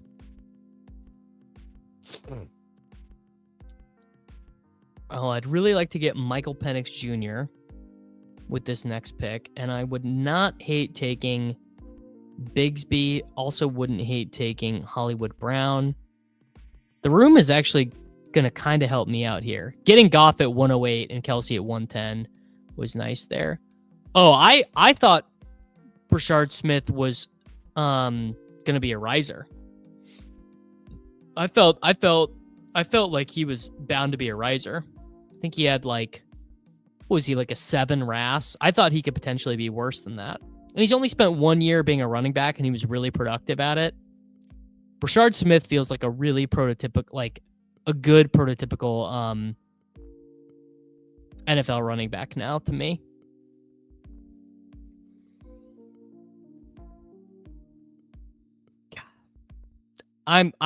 Someone just asked me to publicly denounce auto drafters. I'm publicly denouncing auto drafters. Publicly denouncing slow drafters. Just there's no reason for it, bro. We don't got to be drafting this slow. We this is a free country, so do whatever you want. But we all know you could be drafting faster. There's no reason that a fantasy football draft should ever take 70 minutes. All right. So if I take Penix here, do I take Ingram? Do I take Pitts? I mean, maybe there's a chance. There's probably very little chance Pitts comes around, but he could. All right, so let's take Penix. We really need a wide receiver more. I'll take Hollywood Brown.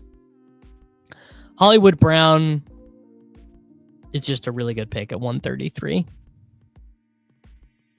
Yeah, if you auto pick 2 times, it should be insta pick.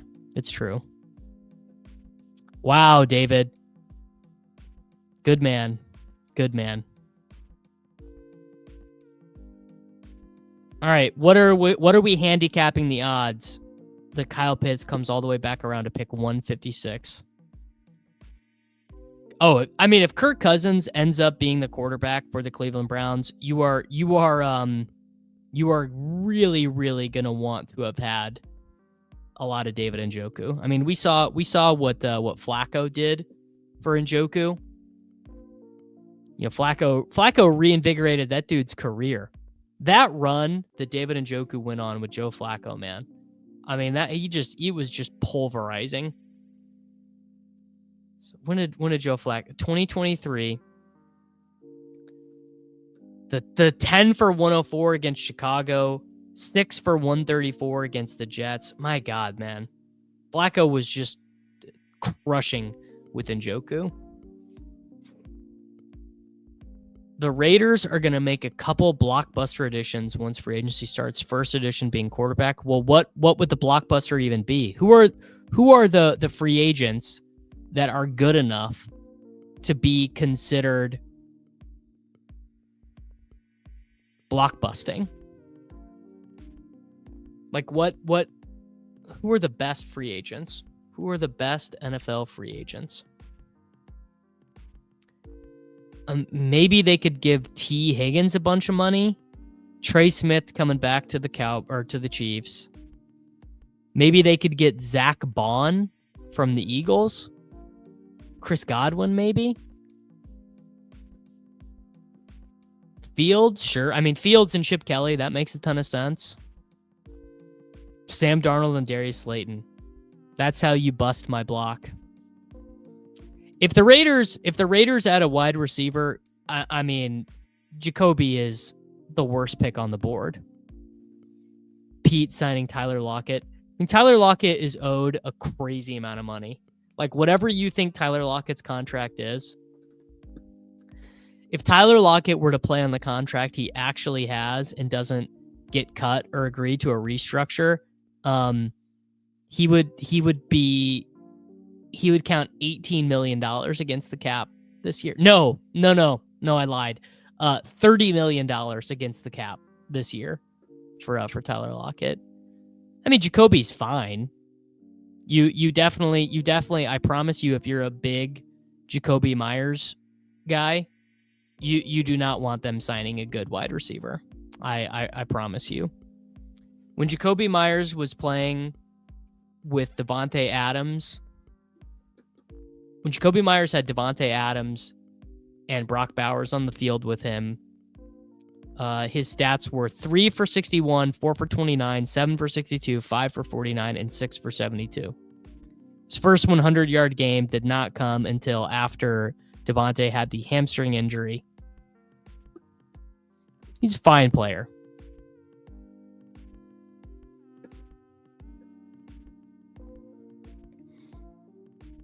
Yeah, Patriots not re-signing Myers to sign Juju for the same amount of money. Sure. 9 touchdowns with Devontae Adams on the team. Not Brock Bowers, though. Notably not. Yeah, frankly, I am. I'm totally fine. I don't think it's an error, really. All right, let's do Dowdle. And let's do... There's not even really a tight end to take. Sure. Anthony Richardson, come on down, brother. I mean, they made me... Pete bullied me into taking... Pete bullied me into taking Jacoby Myers for like 3 days in a row. Myers was low-key the one with Adams with Jimmy G. Well... Might be something to be said there about the skill level of one Mr. Garoppolo. Young Coker, yeah, it's got to be... No, that is a really common pairing. I like Algier with Penix, I think, over Rico. I think that is totally fine. Because, yeah, Bijan is not a part of the program or injured or whatever, then yes. Penix's fantasy point numbers, the numbies go up. All right, so we are done at quarterback with Goff, Penix, and Richardson. We got Genty, Travion Henderson, Ken Walker, and Rico Dowdle. Wide receivers of Drake London and Devonta Smith, Jamison Williams, Josh Downs, Darnell Mooney, and Hollywood Brown. London is stacked, JMO is stacked, and Downs is stacked. So we just need 2 more tight ends, 2 more running backs, whatever.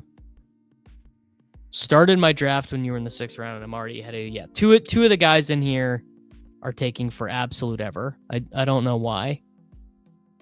I only really take Rico when he falls after ADP. I think there are a couple of things that could happen that are very strong for Dowdle. The first is he could just come back to the Cowboys in the same role that he just left. Let's say they don't take Genty, they don't take Amari and Hampton. That would be a win. Some other team could decide we don't want to play the pin the tail on the rookie running back game, and let's just sign Rico to be like our timeshare starter guy. Or, obviously he could sign somewhere as a handcuff and then the starter gets injured. So he's got multiple outs. I mean, I think the outs are not any different than Tyler Algier or Ray Davis's outs. So maybe he's a little bit overdrafted based on that. But there is no chance that those guys are a starter. And there's, I don't know, maybe an 8% chance that Rico ends up being a starter. Yeah. Imagine the forehead slap when Rico resigns with Dallas and scores 200 half PPR points. It's very, very possible. It's hard for me to imagine what is the most likely of those scenarios, but I do think they're all sort of sort of equally likely, I guess. All right, I need one more running back here. Could maybe just take a second tight end here. Could maybe take like Gesicki or whatever. I just want it on the record that I'm publicly shaming all of you who are drafting slow. Harold Fannin goes. Oh shit. All right. I'm gonna take Guerrendo. And I'm actually just gonna take Restrepo. These guys were the top of my ranks. First rookie wide receiver on this team. You have Kelsey. You don't need to stretch too hard at tight end. I'm fine with whoever I get next.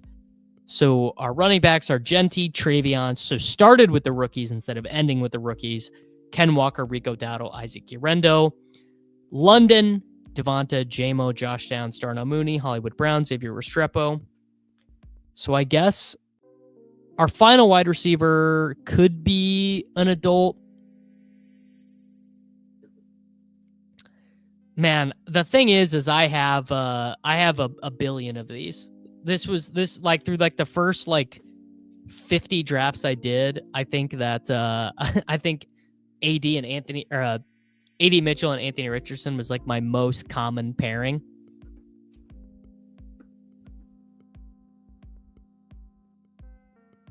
I think there's a little bit of hype for Terrence Ferguson. I don't know if I love him. He was the highest RAS tight end at this one, but he was getting like no buzz beforehand. Like all the buzz was Mason Taylor and Elijah Arroyo. So what is like the best case scenario? I guess he could be a 3rd round pick, maybe. Let me see what let me plug his combine numbers in to the prospect box score scout and see if there's anything that really pops out. So he weighed in at 247. He ran a 4.63. So for his size, that is, it's probably faster than Cam Scattaboo. If he wasn't adopted by Bo Nix, I'm passing. Terrence Ferguson is this year's Schoonmaker. All right, his comps are kind of funny. Cade Otton, Gerald Adams, Jeremy Sprinkle, Andrew Corliss, DJ Williams, Josh Wiley, Luke Schoonmaker, Luke Stalker, Michael Agnew, and Noah Gray. So just they just make these guys in a factory somewhere. I think the tight end class is so deep this year that he is forgotten about. Dude can attack seams, and he's patient and sitting in zones. Feels like Musgrave and Schultz had a kid. That is a very ball-knowing analysis of the situation.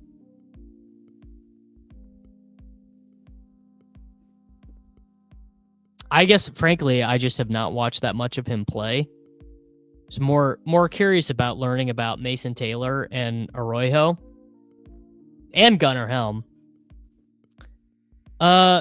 Did Tez do good at the Senior Bowl? I feel like all the Tez Johnson stuff is total bullshit. 154-pound guy who's not fast just has such limited outs to being good in the National Football League, in my opinion.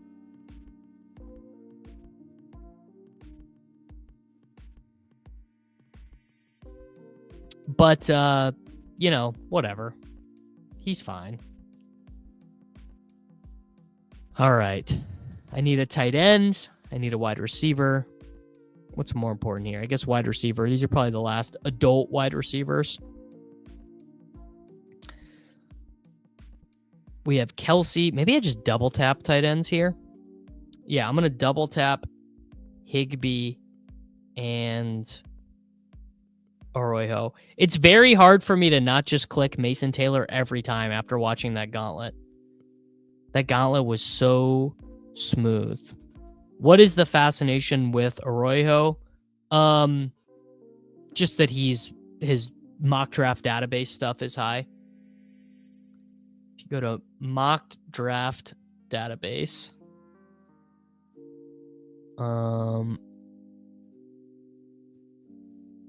he's like basically expected to be roughly a 1st or 2nd round pick. Yeah. Projected round, second. Overall rank, 62. First round, 2.1% of the time. Most common mocked team looks like the Broncos. I'd take that. I really am just kind of out on Tez Johnson, but you know, he feels like a worse version of Troy Franklin, who I also did not like as a prospect. Yeah, that's the thing. If you're going to weigh 154 pounds, you got to be at least as fast as Tutu Atwell, you know, minimum. Yeah, he did. This is true, Steph. He clocked super fast. I believe Bond was the absolute fastest, but Tez was the first or second miles per hour. So, you know, nothing Tez plays fast. Well, I mean, if you're not going to I don't know.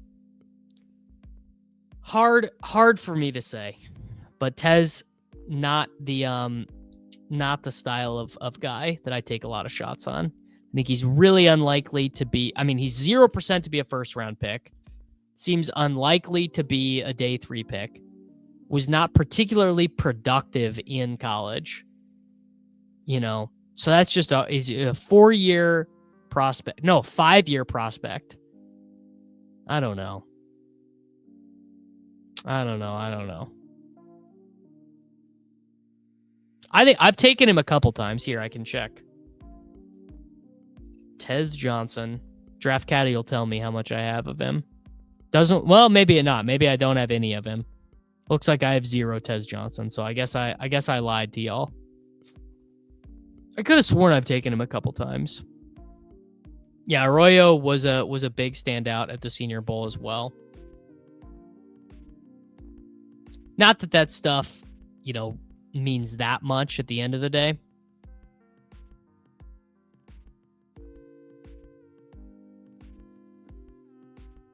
All right. Looks like this draft finally sped up a little bit. We need one more running back, one more wide receiver. This could be a good Rocket Sanders pick. I definitely am good on LaQuint Allen. I have watched I've watched Jacksonville State play. I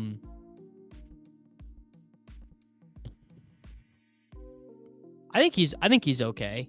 Did he run at the combine? I did not hear his name said. I'm about to take Rocket Sanders if good luck doesn't take him. I'm going to take Rocket Sanders or Keaton Mitchell. And I just need to take any wide receiver here. This is probably Dante Thornton Jr. People are saying it more and more.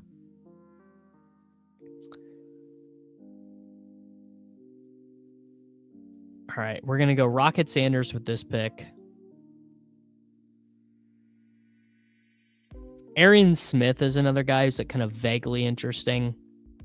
Chamir Dyke, vaguely interesting. Here we go. I'll take a guy who's literally not been drafted at all. Isaac Tesla. 23.9. Wasn't at the combine. Okay. No, Peppertoni. Not doing one more draft. I'll be back with you guys tomorrow, though. Maybe before this whole cast. I don't know. We'll see. It'll probably be after this whole cast. So probably noon Central tomorrow will be tomorrow's stream. Final team: Jared Goff, Michael Penix, Anthony Richardson. Running backs: Ashton Genty, Travion Henderson, Ken Walker, Rico Dowdle, Isaac Urendo, Raheem Sanders, Drake London, Devonta Smith, Jameson Williams, Josh Downs, Darnell Mooney, Hollywood Brown, Xavier Restrepo, Isaac Tesla, Travis Kelce, Tyler Higbee, and Elijah Arroyo. Yeah, Dion said Jimmy Horn Jr. was his favorite son. It was very funny. Yeah, Swolecast is happening without Peter tomorrow. TBD, I believe, on the guest. That's up to Soccer Dave to solve. All right, guys. I am going to get out of here. Make sure that you have pressed the subscribe button. If you want more Dynasty and Best Ball fantasy football content, check out patreon.com/Davis Mattek. Make sure that you like the video before you head out of here. I love all of you. Thank you very much for watching. It's Short King Summer, dude. It just feels like no one in fantasy sports ever learns anything. Does he mistime it, or is Brock Bowers just a grown man? Brock Bowers is just a grown man.